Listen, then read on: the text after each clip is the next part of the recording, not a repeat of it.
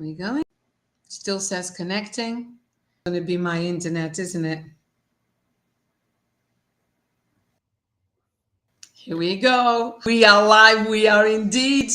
Hello, good morning, leader valuepreneurs and sales shakers. This is your host today's Sales TV. My name is Helga Saraiva Stewart. You know me. But more importantly, I want to introduce you to Rui Quinta. And he's this amazing professional who's going to talk with us and give us some crazy insights that involve radical empathy and design thinking. You're a master who is very, very interesting skills that when adapting to sales, they can help us to do some amazing things. So let's just kick off. Tell us a little bit about you, Rui. Yeah, so I consider myself a designer. I'm a designer. I think at the beginning of my career, I was designing a lot of beautiful things as a communication designer, visual designer, and then I decided I asked myself a bunch of questions, like if the things I was doing, I was producing, were actually impacting the real world, and if people were actually reacting to the things that I was doing. So I decided to sell my first company at the time and spend a few years studying strategy and focusing more on questions and putting question marks at the beginning of projects, and having a lot of conversations before I actually started designing anything. So I think in that process, I ended up I stopped buying design books and started buying a lot of books from different from other disciplines, like behavioral economics or neurosciences, psychology, and I think that led me also to having a break also of 1 year studying design thinking in Germany in 2011, and I think from there I decided to open a bunch of companies. So I think there's people who consider myself a serial entrepreneur. I don't know how many companies you have to open so that you can be considered a serial entrepreneur, but I've opened a fish shop. I've opened a space experience design studio. I founded With Company, which is basically where I spend 100% of my time today, also building other companies from there.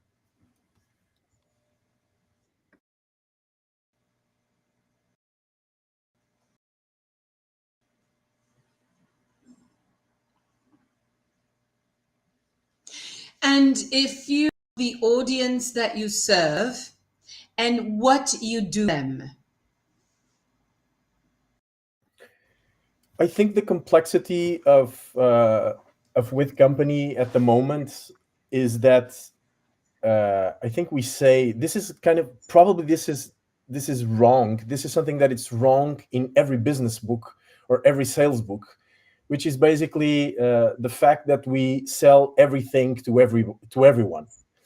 And this is really, really hard to manage, because you have a company who's doing a lot of branding and organizational design work for institutions and companies and startups and scale-ups, and you are developing projects around systemic thinking or futures thinking, strategy, innovation, and you also have the same pyramid. Like you want to work and you want to do those projects for everybody, and then you have another unit that is focusing on responsible experiences with a focus on digital products and making digital more responsible than it is today.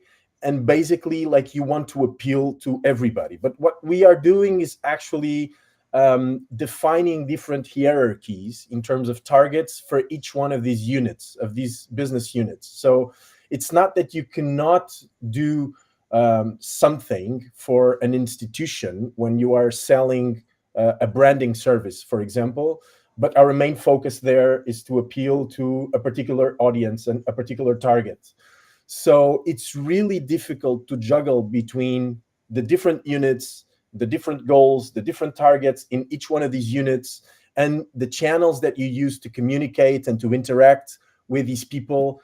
and the messages that you have to convey have to be different also in these different setups. So meaning that, for example, if you're trying to sell something on social media, you have a particular tone of voice and a particular way of talking about things, and you can be a little bit more complex when you explain and what you have to sell, and when you position yourself in that way. But then you have, one-to-one meeting with a client where you can, just simplify your language, and you can just translate everything into a more kind of open conversation and simple conversation in that one-to-one. But I don't know if this answers your question, but I can try to go a little bit deep.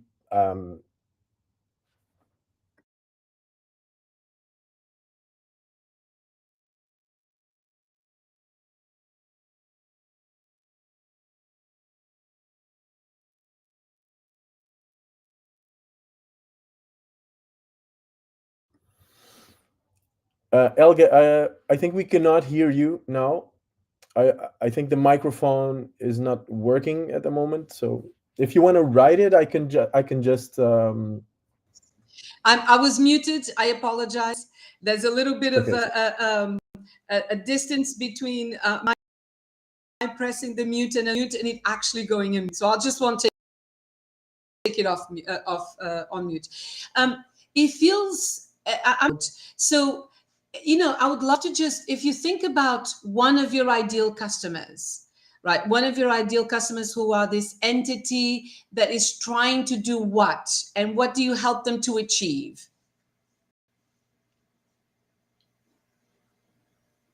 What problems do you fix for this entity, and who Yeah, are so they? let's imagine. Yeah, so let's imagine that, like, again, like, because we do so many services, we have to kind of cluster them and try to define priorities for each one of them. But I can give like an example. For example, when working with a corporate client on a organizational design project, right? So they have a cultural issue internally, and the way we address that, it has been um, I think in a way it has been successful for us, because we define that we want to position ourselves in a particular topic, and we want to become experts in a particular topic, and we want to develop even ourselves and our team in a particular topic. So what we do is that we study a lot about that topic, and we start realizing projects, and investing in those projects. So basically, the way I think I can even start by telling you the story of how With Company was born. Like, we invested in in our first project. So me and my partner, we decided to do a project around the topic of organizational design and business design, and we spent 3 months working so that we can have a use case, so that we can have this business case that we can show to the world how it works, right? So instead of us just saying it's going to work, this is the process, we're going to do this and this and this and this, our sales pitch actually for almost 10 years, and it's not different from a public appearance on a stage in a conference where you actually explain what you did with the client and for the client.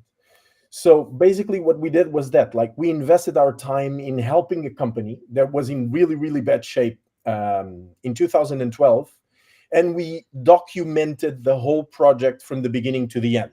So we filmed us, talking about the project. We took photos of the project. We wrote everything we knew about the client and all of the insights we were discovering, and we actually documented the whole thing.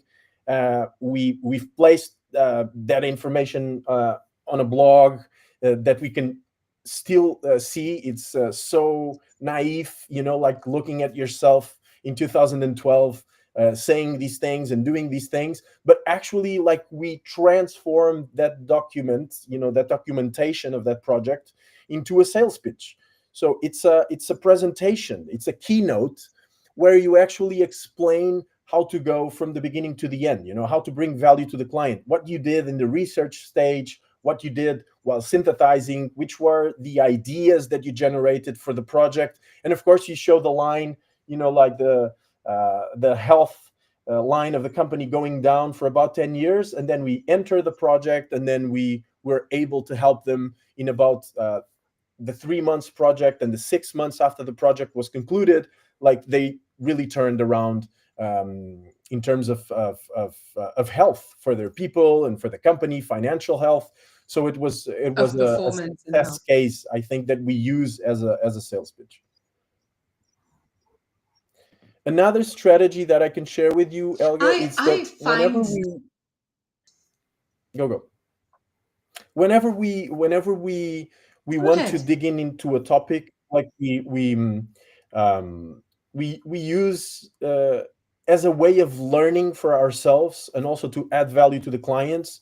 Like we do a program, like we design a program of 2 or 3 days around a certain topic. We dig a lot into that topic, and we bring clients in to talk about that topic. So we design like a training program, for example, around the topic of branding. Like if you want to sell branding, like we know a lot about that because we've been doing it for, I don't know, 20 years, since the beginning of my career, and also a lot of people with company who have a lot of experience in doing branding. So we design a program around the topic of branding as a way to get people in and to get people to understand that we are talking about that, and we are sharing our experience about that.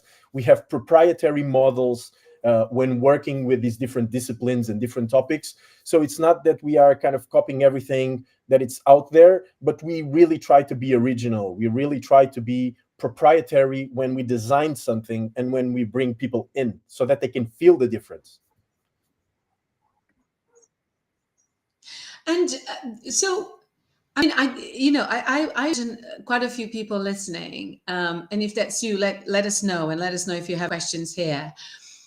That it feels like a different way of generating leads. It feels like it's very much based on proof of concept, being able to show and demonstrate an ability to achieve a certain result and a certain outcome, and prove and validate that you have in-house the skills and differentiation to be able to help that company to achieve that result.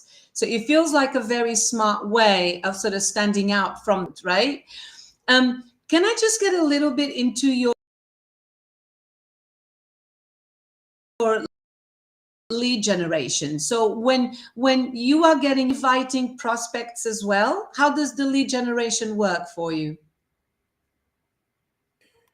I think I couldn't listen to the whole question, but I will try to address based on what I could get. So first of all, I think we have to do it that way. So generating a case study that we can use to address our potential clients, because we don't have like we don't have the credibility. Like we are a 20 something people company. We've been growing every year, fortunately, but it's not like and we are running against big players, who have like big consultancies that we run against in a lot of potential clients and potential projects. So it's a way to stand out, is showing our ability to actually do things, our ability to change things around us.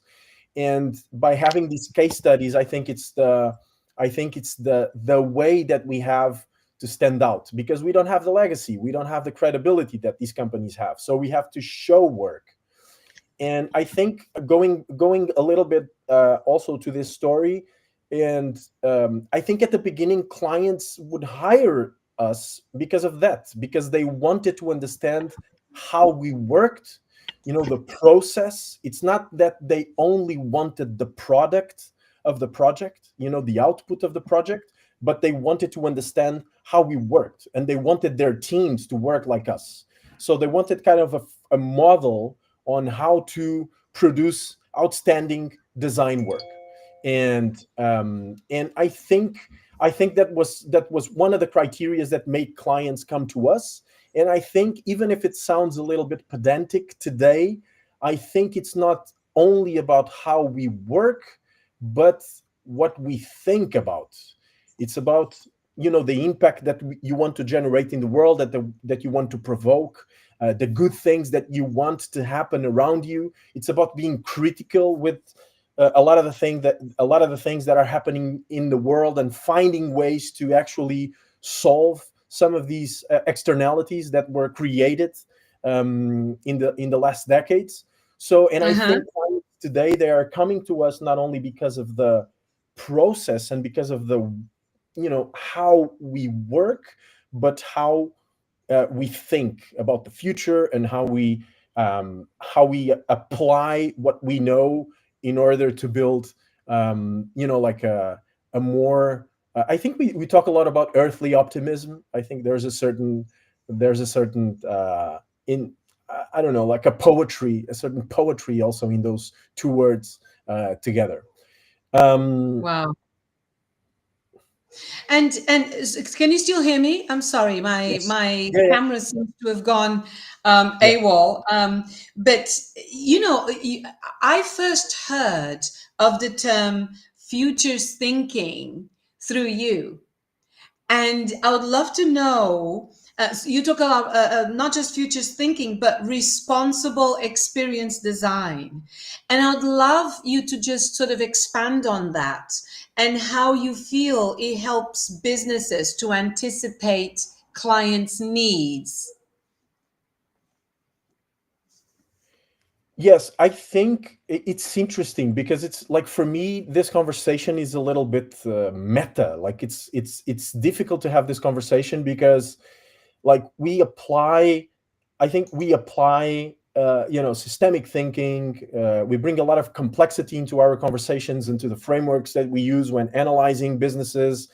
But it's interesting that in the end, everything that you do, it's not everything, but for a lot of, at least, corporate clients, like, the impact you want to have for them is also to help them sell more of their products. What we try to do in parallel with that is also how to make them sell better products that are not harming as Mm, much, that are not being so extractive as most of the products that have been developed in the last decades have been, because we've learned mm, so well on how to turn people around. Like, we learned so well how to hack our own brains, that we actually can sell people anything and anything we want, because we know too much about them. We know too much about behavioral economics. We know too much about behavior in general. We know too much about neurosciences, that we can actually hack people in understanding what they want. And I think the balance that we try to do when we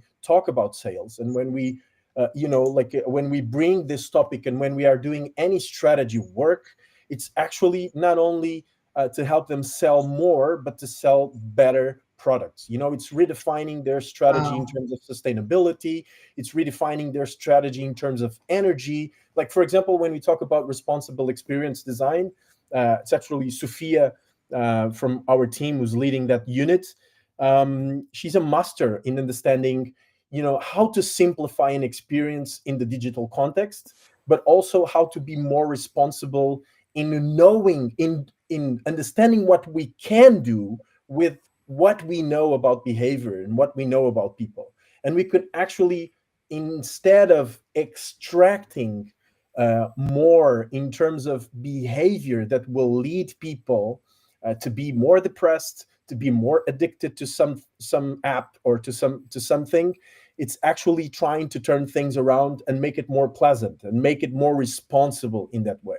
Wow. So I think I don't know if we bring other words into this conversation, but it's not that we are not helping our clients sell more. This is, come on, we know about, how the economy works, and we know how the world works. But at the same time, you have to bring a layer of responsibility. You have to bring a layer that considers all the externalities of the work that we do, and all of the decisions that we take when we are doing work for any company. Wow. You see, I mean, I hope, sorry to everybody listening. My camera, as you can see, has just gone haywire, but it really is not about me today. It's about Hui. And you can see why. I mean, I don't know how many of you are kind of listening and thinking about futures thinking, responsible selling, selling better products. How do we listen to customers and anticipate their needs in order to provide experiences that really help us to stand out, but it helps our customers to also understand and feel like they're doing better, and they're contributing to a better future and a better planet. um, does radical empathy have a role in building this trust and these long-term relationships, Rui? Yeah, sure. And it's interesting. I think there's also like two levels that we can bring to the conversation when talking about radical empathy. I think the first one is how we bring that to the projects, and now we are obsessed with empathy. I know that empathy is a overused word in the last in the last decades. Also, like I think everyone talks about empathy. I think Elga just left the conversation, but she No, no, told I'm me, here. I know you're No, there. I'm Oh, here. okay, okay, Yeah, okay, I okay, cool, just cool, I cool. just maximized your screen because Okay, cool, cool, cool. I was it's just like, just oh, better I'm to. here alone. I'm gonna have to improvise, No, no, no. you know. I'm And I here. was I'm saying, like, sorry. you told me, like, if something happens, just keep going. And I was going there. I was No, going there. I'm having real Yeah, issues with this camera, so I just yeah, thought it's rather okay. than Don't look at worry. a black screen, look at you better. Yeah, I told you I was once a musician and I had a lot of technical issues, so it's difficult to to deal with that. And Improvise. you're doing a great job. So Oh let's man, move I on with think the you're doing an conversation. amazing job. Thank you, Hui, for your being understanding, and thank you guys at home for being understanding with these screen issues. Please carry on. Yeah, so radical empathy, I think there's like two possible ways of talking about this. So one is like the way we bring that uh, like honestly and truly to the projects we do. So I can give you a bunch of examples on how to understand your customer and how to understand your client. And it's really like when people say, empathy is the ability to put yourself on someone else's shoes. It's really easy to say that, but it's not that easy to do that because it's It's so impossible. true. It's impossible to empathy. The word empathy is an impossible word. It's an impossible word because you Mm, cannot be the other person. um, uh, but you can really really try to be close to what other people are feeling. For example, if you are working in a product or in a project for elderly people, like there's ways for you to try to feel what an elderly person feels when they're 90 years old and they have a vision that it's not 100% like working 100% like the vision I have at this moment, sure. or they are not moving in the world with the dexterity, I don't know how to say this word in English, but with the Dexterity. dexterity that you navigate your own world. So there's Mm, ways for you to try to be closer to the people you are working with or addressing. And I think we bring that. I can give you, like, this is a funny one because we were working with one of the biggest retailers in Portugal. Actually, they have also a lot of supermarkets in Colombia and Poland. And we were redesigning the takeaway experience. So we were hired okay. to design the takeaway experience for this big like supermarket called Pingo Doce. And our team spent 3 months eating all of the food that you can imagine that we ordered every day from the competition, from our own client, from stores that were on the streets in local markets. So while trying to understand how people choose the food that they're Mm-hmm. going to eat, how they navigate the supermarket when so that they can get to the takeaway stand, Uh-huh. how they how they eat the food at home or at work and then place the packaging on the garbage. Like, we had to understand the experience, and for us to understand the experience and for understand how people take these decisions, like, we went through the experience of eating takeaway food for 3 months. Like we gain an average Wow. of 2 kilos per person. Like each person gained weight Wow. during this process. So like you change your own body in order to understand to understand the problem and to understand what you're trying Wow. to solve, and to in this case to design a better service for and a better products also for the audience. I think this is one thing that we can say, is that like using a lot of these examples that we bring to the reality of the projects, and we bring ourselves to try to be closer to the people who actually go through these things.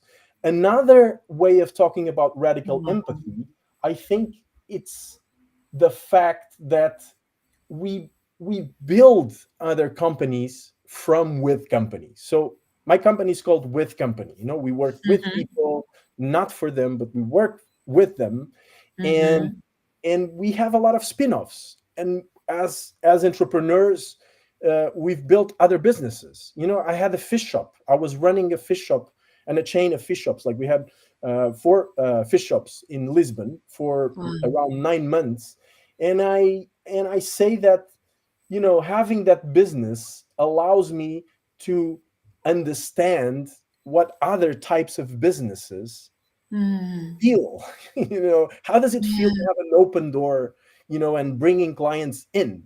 I know how to talk about these things because this is also radical empathy, because we use our own businesses, we use our own spin-offs to really try, to fail and to understand and to know about how to run a business, that it's different from a consultancy. It's different from a Wow. It's from so true. forms of design consultancy that we are managing. So we have launched several spin-offs, and I think the most interesting one, maybe it's this crazy fish We're shop.